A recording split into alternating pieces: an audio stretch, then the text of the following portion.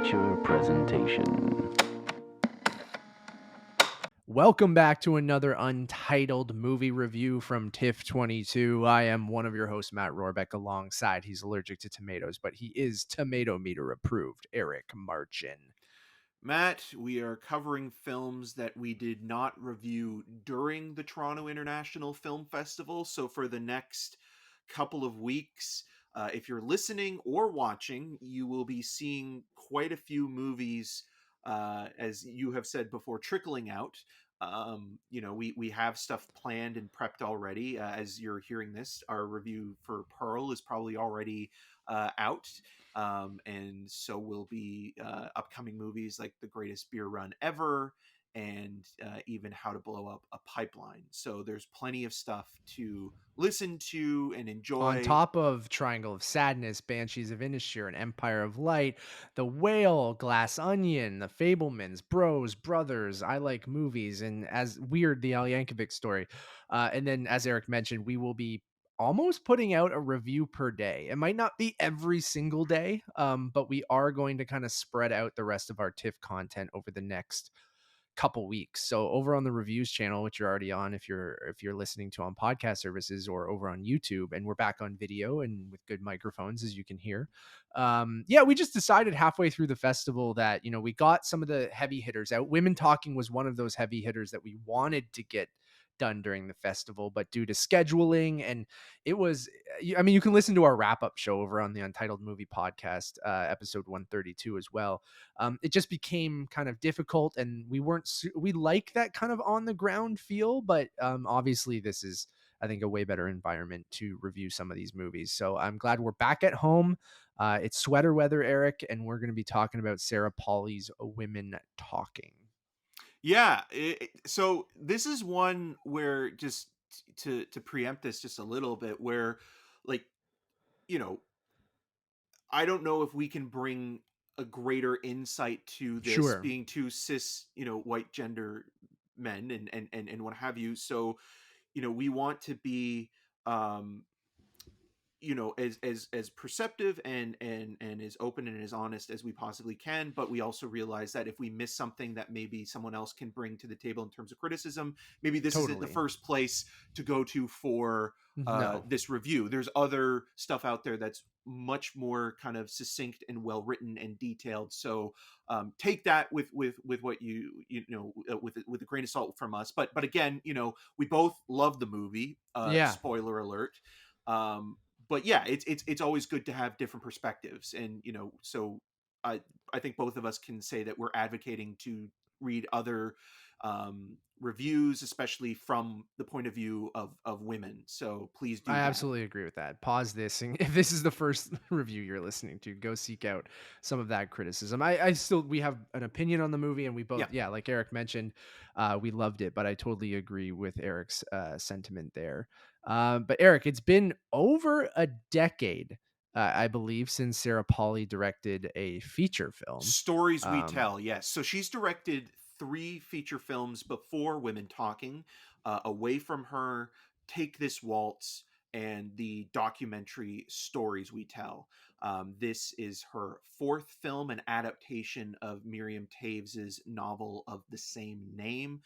It takes place within a Mennonite community in 2010, although when you're watching it, you'll think it takes place in the 18th or early 19th century because of the old fashioned sort of ways about the community.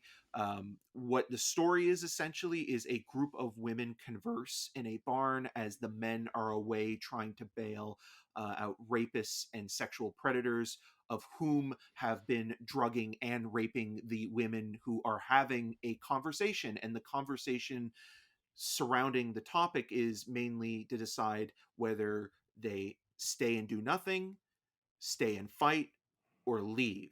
And within this barn, you have some of the best actors working today giving incredible performances, ranging from Rooney Mara's more idealistic kind of point of view to the complexities and just pragmatic perspective of Jesse Buckley, who is just giving an incredible performance, to Claire Foy, who anger and Yeah. frustration represents those who might not want to speak for themselves. And with that, you have these three heavy hitters, but you also have people like Sheila McCarthy, who gives such a subtle and nuanced performance that's both just so upsetting and tragic, but you feel the moments of which, the pain and hurt are coming out, and still trying to figure out what happened to you, and how abuse takes a very pivotal role in this, but it's also not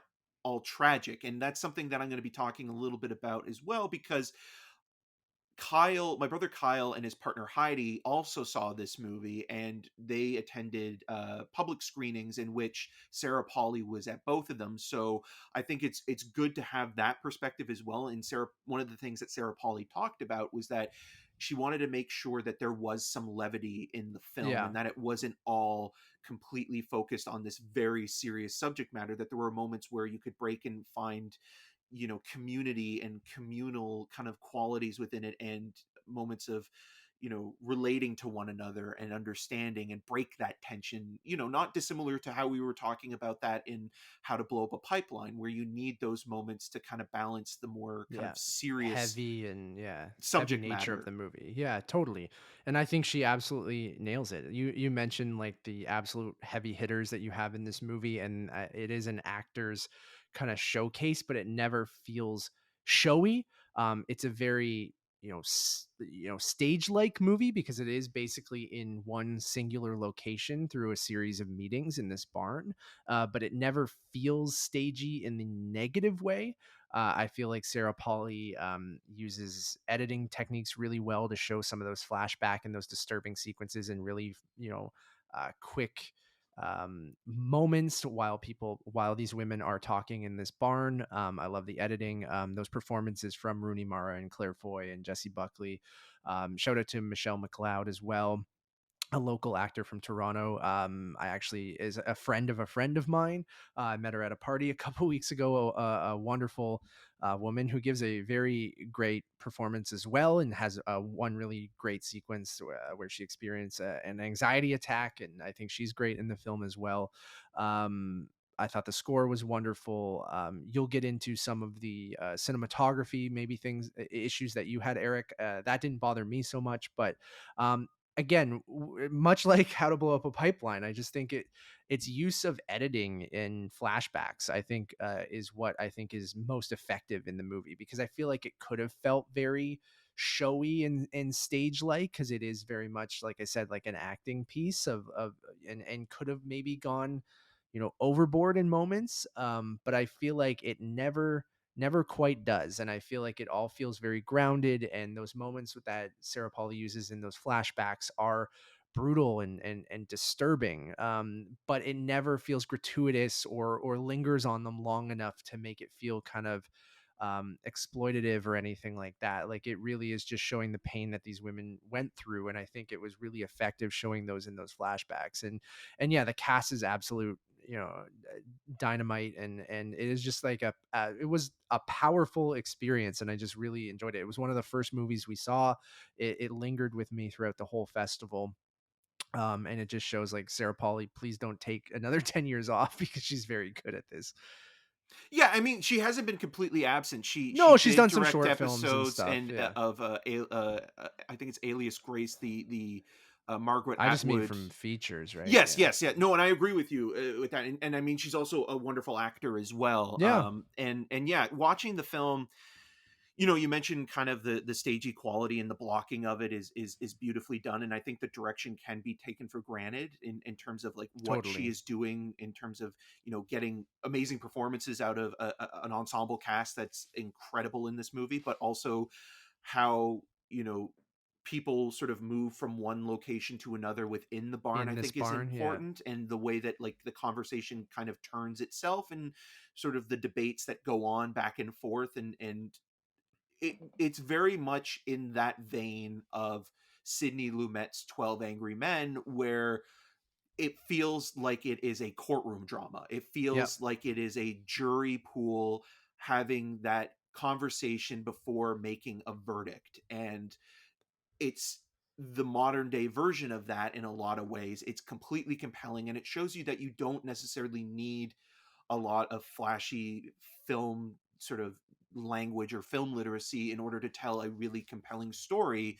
And it's also really important, and this is something that Sarah Pauly did talk about during those Q&As, is that she doesn't turn the Mennonite community as a whole into, a sadistic or Yeah. demonizes them in any It's way. just this It's just this yeah. one specific community. She doesn't treat the like she. I think her quote was like, "It's not." She doesn't turn the Mennonite community into a monolith, and Yeah. so like that's important to mention as well. And I think like one of the key sort of topics at hand in this film and just thematically is the dismantling of the patriarchy.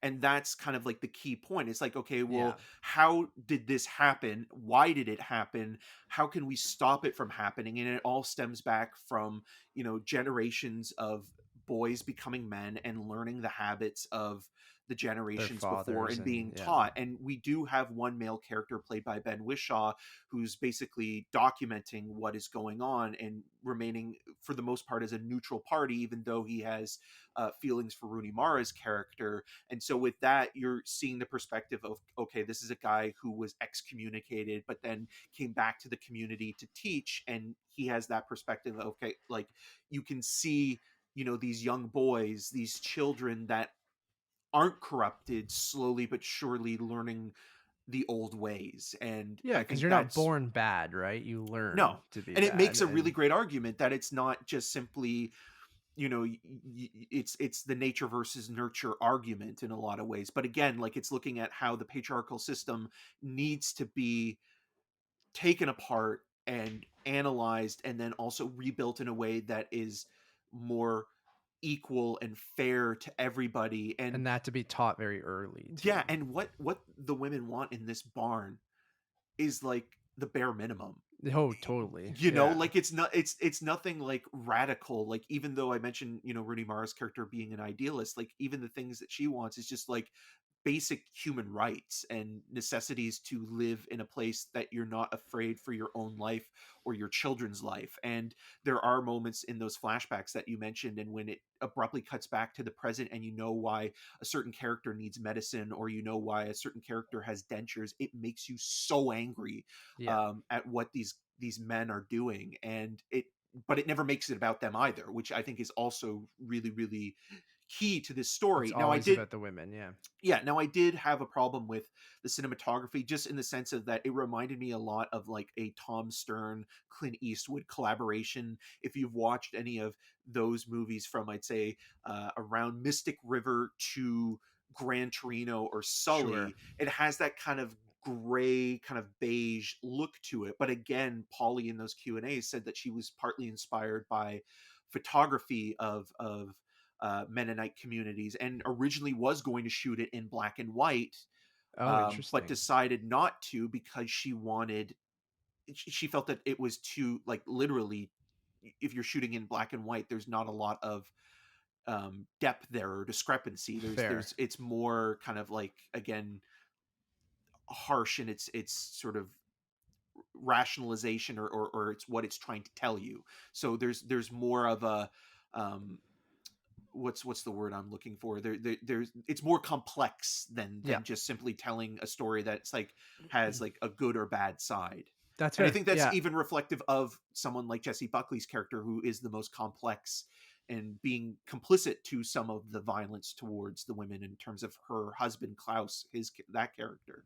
Yeah, absolutely. I don't disagree with you on the cinematography thing. I don't think it really bothered me at all. Like I was so kind of compelled by the actual film that it never wowed me in its cinematography, but it I didn't think it needed to, and I felt like it accomplished what it.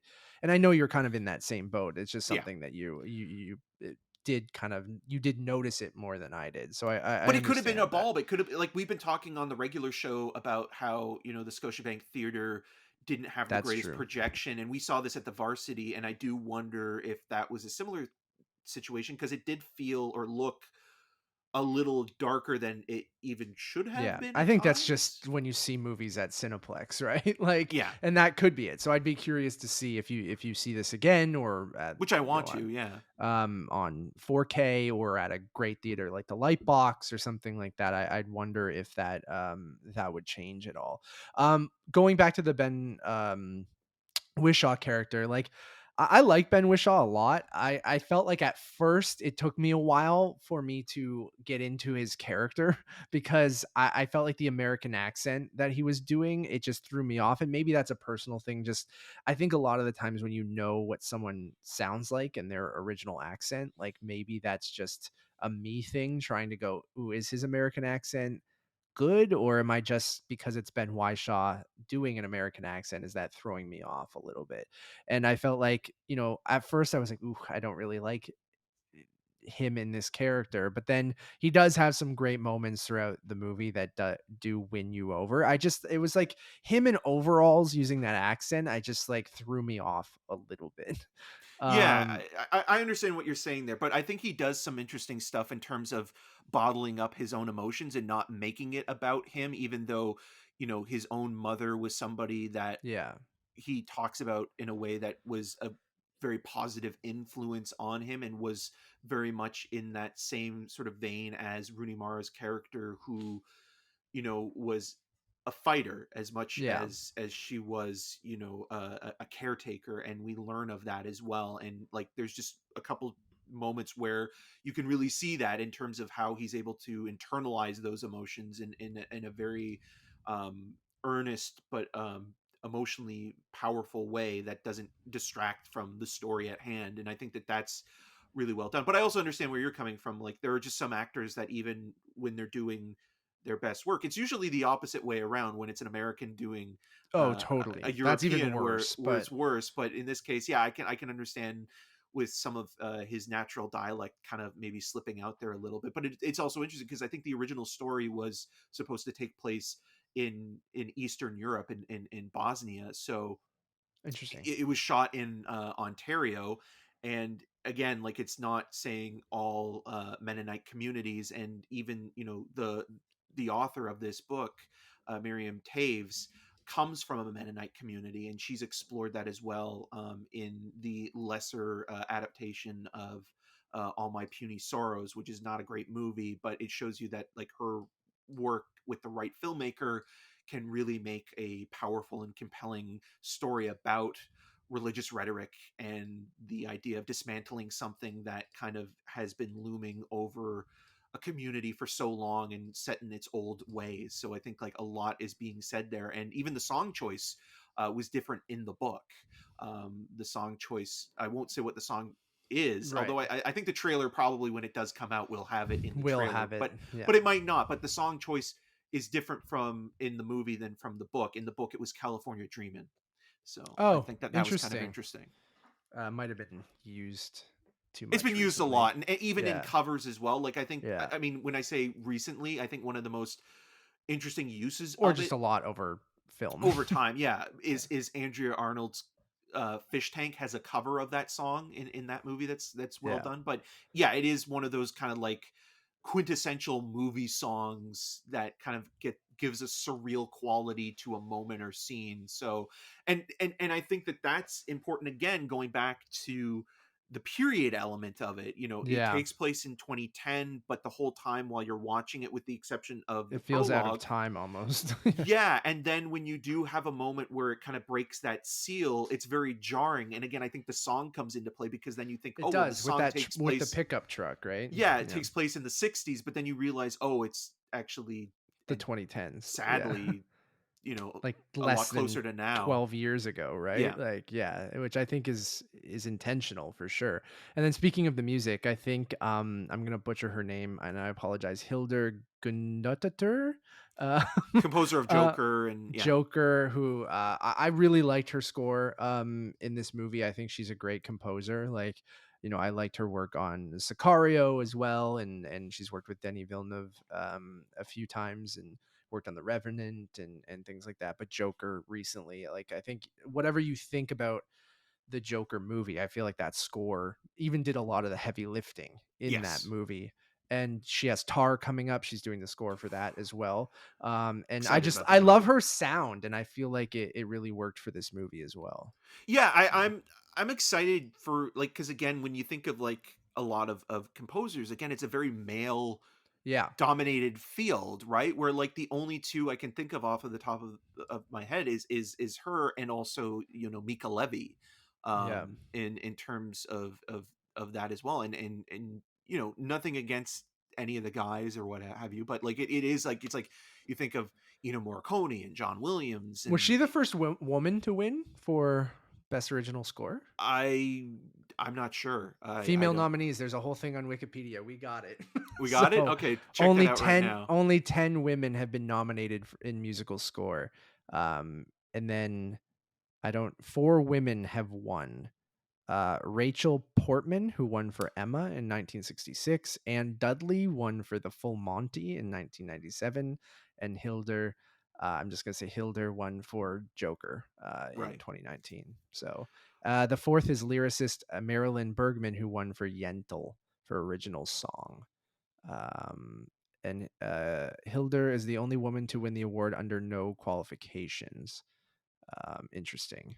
I don't know what that means. Bergman won for best song score, while Portman and Dudley won for best musical or comedy score. So I guess that's when they had them split up or something like that. Right. Um, Interesting. Oh, and Rachel Portman's been nominated for Emma and The Cider House Rules and Chocolat. And Chocolat. Angela Morley has been nominated for The Little Prince and The Slipper and the Rose. So interesting. Yep. Yeah, but again, like a lot of those names aren't as, like, I've heard of Rachel Portman before, but like a lot of those names aren't really that well known, which is Oh, weird when you totally. consider Yeah. that to, again, like people like John Williams and you Mika know Levy is one of those that have been nominated as well. It's only 10 women, right, that yeah, have been nominated. So, yeah. Even like it's Nicholas Patel, who's one of the best composers right now, where you do, or like even our review for Empire of Light, where we were talking about the the Reznor Ross score, and mhm. like whether or not they're kind of being spread too thin. Like it just feels like it's always nice to see not even just men and women, but like just going for people that you wouldn't suspect to compose a score and doing something new and interesting with it. And that's kind of what Joker felt like. This has a little bit of that as well, where it's not like a traditional kind Mhm. of prestigious awards kind of score, but at the same time this movie is worthy of awards consideration. And maybe we should end with kind of just like talking about that as well, because Frances McDormand has a very small role in the movie, but she's also a Because she producer was a on the film. producer. So that seems why she did that. A little distracting, I will say, Yes. but I'm fine with it. Yeah, I mean, she helped get the movie made, and putting her name behind something like this is like, it's another reason why Frances McDormand is the greatest. Um, but yeah, it's one of those things where, specifically in the acting category, it's going to be fascinating to see what happens, because is it going to be a Are these situation? all supporting? I would assume so, unless they decide. I mean, Rooney Mara, I guess, is the closest to a lead. But then you have like that internal competition, right, where you have people like Claire Foy and Jessie Buckley, who are both kind of competing for supporting actress slots, and now maybe it'll be a little bit easier with like Michelle Williams going for best Weirdly going actress. lead, right? But that doesn't even matter sometimes, because the campaigning of those things Where don't she still ultimately. might get nominated for supporting Yeah, if because Kate people Winslet was that example of the Reader, where she was campaigned for supporting for the Reader and lead for Revolutionary Road that year in 2008, but then she got nominated for an Oscar for Best Actress and won for the Reader, where her role in the Reader, I would say, would maybe qualify more as a supporting part, but Michelle Williams really is a supporting part and not a lead. So again, I don't know what's going to happen here, because you have about 3 or 4 performances that that could are be all nominated. worthy. Yeah. Yeah. I mean, maybe 2 out of them make it in, like, into supporting. Or I don't one know like how Spotlight, strong right? Yeah, I don't know Like how in each strong the category, because supporting is Rachel this year. McAdams got nominated for Spotlight, and then Mark Yeah. Ruffalo in supporting. But a lot of people were thinking, oh, Michael Keaton and Mark Mhm. Ruffalo could get nominated. But there has been It this really just recent. depends on how tough the competition is this year, and I can't think of supporting. I know Michelle Yeoh is probably the front runner for lead actress. Is that Yeah, like, but yeah, speaking of Everything Everywhere All at Once, you have someone like Stephanie Shu, yeah, who's a contender. Even Jamie Lee Curtis has been touted as getting a career nomination for supporting for that movie.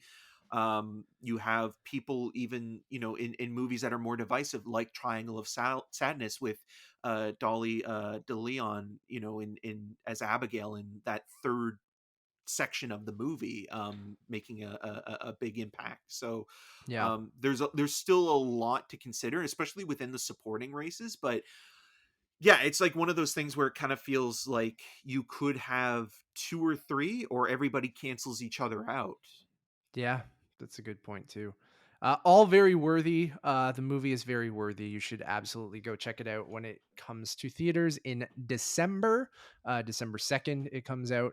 Uh, yeah, in limited, and then it'll expand after that. But it is excellent. I'm going to give it a 4.5 out of 5. I really thought it was great. It was one of the top films I saw at the festival. Um, when we did our recap episode or a wrap up episode, it was kind of in that upper tier of 5 movies that I thought were very, very excellent. So I'm going to give it a 4.5. Yeah, I'm gonna give it a 4.5 as well. I originally gave it a 4 on Letterbox, but again, I think talking about it, the only thing that's keeping me from giving it a 5 is just maybe wanting to rewatch it again and see it Yeah. in better projection. Just to, and it's an aesthetic thing. It's just that's just on me than the film itself. So Yeah, I mean, yeah, it's not ugly looking. no, It's no, not at just all. like maybe your personal preference. It was just not you'd like it. I'm assuming it was shot digitally too because it didn't look like it was shot on film, right? Yeah. I would have liked a filmic look, even though it is in 2010 to your point, but it does have that kind of period look to it. But I agree with you, but I just yeah, I think we're both pretty much on the same page. It's excellent, so go check that out. Go check it out. Thank you all for listening or watching. We really do appreciate it. You can check out all of our TIFF reviews. I don't know if we mentioned them on this episode. We've recorded so much, but we have reviews for Weird, I Like Movies, Brother, Bros, Glass Onion, The Fablemans, The Whale, Empire of Light, The Banshees of Inisherin, Triangle of Sadness, Pearl, more. You guys can check all of those out. Women Talking was the runner up to the People's Choice Award, the first runner up, and then it was Glass Fableman's People's Onion. Choice. Yeah. Women Talking, then Glass Onion, which I'm a man of the people, Eric. They were in my top 4. So I don't know what that says about me other than, yes, I am a man of the people. So great movies, great choices. Can't wait for everyone else to see them when they come out. One stop shop for everything. Just head over to Untitled_movies over on Letterboxd. And as always, you can find more of my work around the internet, but mostly at UntitledMoviePodcast.com. And you can follow me on all those social medias at Matt Rohrbeck. And I'm Eric Marchin. You can find more of my video reviews on rogerstv.com/cinemascene, including the latest episode, which features Matt and I talking about the Toronto International Film Festival and the wrap up of it. So if you haven't listened or watched the Untitled Movie Podcast version, which is 2+ hours, it's a beefy boy. And you want something that's a little bit more compact, you can go and check that out. Or if you want both, they're right there for you. So go check that out. I'll be posting about it when it's available on the site, on my social medias at EM6211. Until next time. Matt Rohrbeck, man of the people. You should put that on a business card. Sure. Bye, everyone.